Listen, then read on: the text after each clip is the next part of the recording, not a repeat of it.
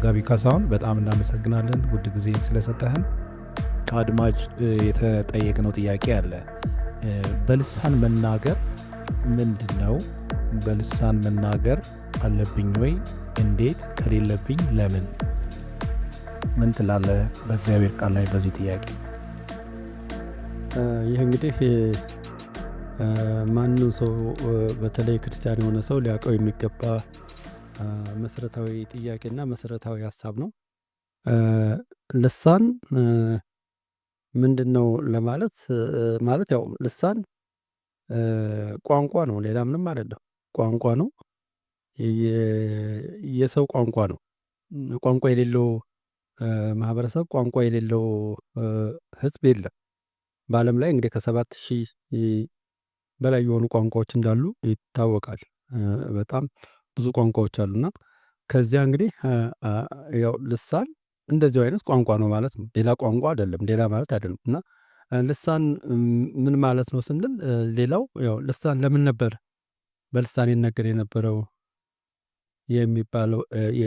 የሚለውን ሀሳብ ትንሽ ለመግለጽ ያክል በልሳን የተነገረው በሐዋርያት ሥራም ሆነ በሌሎችም ቦታዎች በልሳን የተነገረበት ምክንያት ያ ልሳን የተባለው ቋንቋ ነው። አሁንም በልሳን መናገር ማለት በአባቶች በነቢያቶች ቀድሞ የተነገረውን በብሉይ ኪዳን የተነገረውን የእግዚአብሔርን ፈቃድ፣ የእግዚአብሔርን ዓላማ፣ የእግዚአብሔርን ሀሳብ ስለ ክርስቶስ ኢየሱስ የተነገረውን ወደፊት የሚሆነውን ነገር አሁን ያንን ራሱን ለሌሎች ሰዎች መናገር ማለት ነው። ያ መገለጽ የተሰጣቸው ወይም ያ ስጦታ የተሰጣቸው ይህንን ልሳን የማብራራት የመግለጽ በጥበብ የመናገር በደንብ አብራርቶ ገልጾ ለመናገር የሚችሉትን ሰዎች ወይም ወንድሞችን እግዚአብሔር መርጦ ያንን ሀሳብ መናገር ማለት ነው። ያንን ነው የሰሙት። የሐዋርያት ሥራ ምዕራፍ 2 ላይ ስንመለከት በተለይ ምዕራፍ 2 ቁጥር 4 ላይ ስንመለከት ከተለያየ ቦታ እንግዲህ ወደ 17 ነው እንደዚህ የሚሆኑ ሀገሮች ቢያንስ ተጠቅሰዋል። በሐዋርያት ሥራ ምዕራፍ 2 ላይ የመጡበት ቦታ፣ የትውልድ ቦታቸውን፣ የነበሩበትን ሀገር፣ ባህላቸውን ሁሉ የሚያመለክት ነው እዚያ ላይ እና እነኛ ሰዎች የየራሳቸው ቋንቋ አላቸው። በየራሳቸው አንዳንዱ አረብኛ፣ አንዳንዱ ጀርመኛ ሊሆን ይችላል፣ አንዳንዱ የኢትዮጵያ ቋንቋ ሊሆን ይችላል። ብቻ ብዙ ቋንቋዎች አሏቸው በየሀገራቸው የተወለዱበት የራሳቸው የሆነ ቋንቋ። ወደዚያ የተሰበሰቡት ግን እግዚአብሔር በመንፈስ ቅዱስ አማካኝነት ወደዚያ እነዚህ ሁሉ ሰዎች እንዲሰበሰቡ ሆኗል። ዋናው ዓላማቸው ግን እንደዚህ አልነበረም። እነሱ የሚያውቁት ምንድነው? በዚያ በኢየሩሳሌም በእምነታቸው የጠኑ ወይም የጠነከሩ አክራሪ አይሁዳዊና አይሁድነት ያላቸው ወይም ከአሕዛብም ወደ አይሁድነት የመጡ ሰዎች ሊሰግዱ ነው በዚያ የተገኙት በኢየሩሳሌም ማለት ነው። በዚያን ጊዜ ግን እግዚአብሔር እንደ ተስፋ ቃሉ በመጨረሻው ቀን ከመንፈስ ያፈሳለሁ እንዳለው ሐዋርያት ተሰብስበው በሚጸልዩበት ጊዜ በዚያው እነሱም ተገኝተው በመንፈስ ተሞሉ፣ በመንፈስ ቅዱስ ተሞሉና መናገር ጀመሩ እና የተናገሩት በእያንዳንዱ ቋንቋ ነው።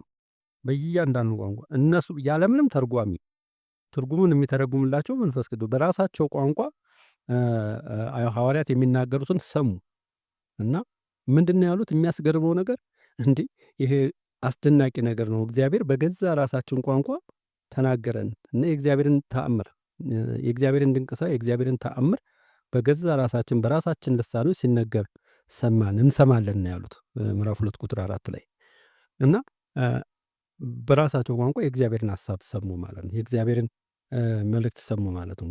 ሊሆን የሚገባው ነገር ያ ስለነበረ ማለት ነው እና ማንም ተርጓሚ አልነበረም። ያን ጊዜ ራሳቸው ይረዱታል። በቃ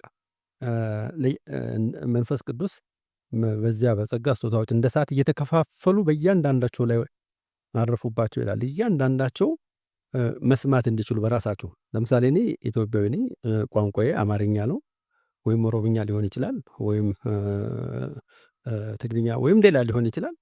እዚያ ሲሄድ ግን በራሴ በማዘር ላንጉጅ በራሴ ቋንቋ ነው በራሴ እኔ በምሰማው በደንብ በምሰማው የእግዚአብሔርን መልእክት እሰማለሁ ማለት ነው እና ያ ሁኔታ ነው የተፈጠረው በዚያን ጊዜ እና ይሄ የልሳን ስጦታ ቅድም እንዳልኩት እንግዲህ የእግዚአብሔርን ሀሳብ ነቢያቶች የተናገሩትን ሐዋርያትም ጌታ ኢየሱስ ክርስቶስም የተናገረውን በዚያን ጊዜ ለእነኚህ ሕዝቦች ስለ ተስፋ ቃሉን ያን ተስፋ ቃሉን እንዲሰሙ እንዲያውቁ ነው የተነገራቸው እና ያንን የሰሙት እና ዓላማውም ያ ነበር። ዓላማ ሊኖረው ያስፈልጋል። የጸጋ ስጦታ ወይም ልሳን መናገር ዓላማ ያስፈልጋል። ዓላማውም ያ ነው። ዛሬም እግዚአብሔር እሱ ወዶ ፈቅዶ ሊያደርግ ቢችል የሚከለክለው የለም። ግን ዓላማ ካለው ነው ያንን ሊያደርግ የሚችለው። በዓላማ ነውና እግዚአብሔር የሚሰራው እንዲሁ ዝም ብሎ አይደለም። እንዲሁ ደግሞ በልሳን ሲነገርም የነበረው በኋላ ወደ ቆሮንጦስ አለፍ ብለን ስንሄድ ቆሮንጦስ ላይ ሐዋርያው ጳውሎስ መመሪያ ሲሰጥ እንመለከታለን። ማስተካከል የነበረባቸው ነገር ስላለ ነው መመሪያ የሰጣቸው። መመሪያው ምንድን ነው? በዚያች በድብልቅ ባለች ቤተክርስቲያን ውስጥ እንግዲህ እንደ ቆሮንጦስ ቤተክርስቲያን በጣም አስቸጋሪ የለም እና ሁሉም በልሳን መናገር ሲጀምር መመሪያ ያስፈልጋል ብሎ መመሪያ ሰጠ። ይሄ ትልቅ መመሪያ ነው። ያ ምንድን ነው? አንዱ የመጀመሪያው መመሪያ 2 ሰው ቢበዛ 3 ሰው ሆነው ይናገሩ ነው የሚለው አንደኛው መመሪያ። ሁለተኛው ደግሞ ተርጓሚ ይኑር። አንድ ሰው ቢናገር ራሱ መተርጎም ካልተቻለ ሌላ ሰው መተርጎም አለበት። ስለዚህ የሚተረጉም ሰው ይኑር። የሚተረጉም ሰው ከሌለ መናገር የለባቸውም ብሎ መመሪያ ሰጣቸው። ከዚያም ሲቀጥል ደግሞ እነኚህ 2 ወይም 3 የተባሉ ሰዎች በአንድ ጊዜ አይደለም የሚናገሩት። አንዱ ተናግሮ ሲጨርስ ደግሞ ያኛው ከመጣል ደግሞ እሱ ሲጨርስ ያኛው እንደው ቢበዛ 3 ከሆኑ ማለት ነው እንጂ በአንዴ 3ቱም በቃ ያ የመጣላቸው መልእክት እንዲናገሩ አልተፈቀደላቸውም። ይህን መመሪያ መከተል እንደነበረባቸው ነው የምናውቀው። ስለዚህ እግዚአብሔር የስርዓት አምላክ ስለሆነ የእውቀት አምላክ አይደለም፣ የስርዓት አምላክ ነው። በትክክል ቃሉ እንድንጠቀም፣ በትክክል እንደ ቃሉ እንድንሄድ፣ በትክክል የእግዚአብሔርን ሐሳብ እንድንተገብር፣ እግዚአብሔር እንድንታዘዘው ስለሚፈልግ በእንደዚህ አይነት ሁኔታ ነው እግዚአብሔርን ማክበር ያለብን። የእግዚአብሔርን ስርዓት ማክበር አለብን። ዋናው መታዘዝ ማለት እግዚአብሔርን ማክበርና ስርዓቱን ማክበር፣ ቃሉን ማክበር፣ እንደ ቃሉ መኖር ነው ያለብንና ባጭሩ እንግዲህ ነው። በጣም ጥሩ መጋቢ ካሳሁን፣ እግዚአብሔር ይባርክ ለሰጠህን ትክክለኛ ምላሽ። ጌታ አገልግሎትን አብዝቶ ይባርክ።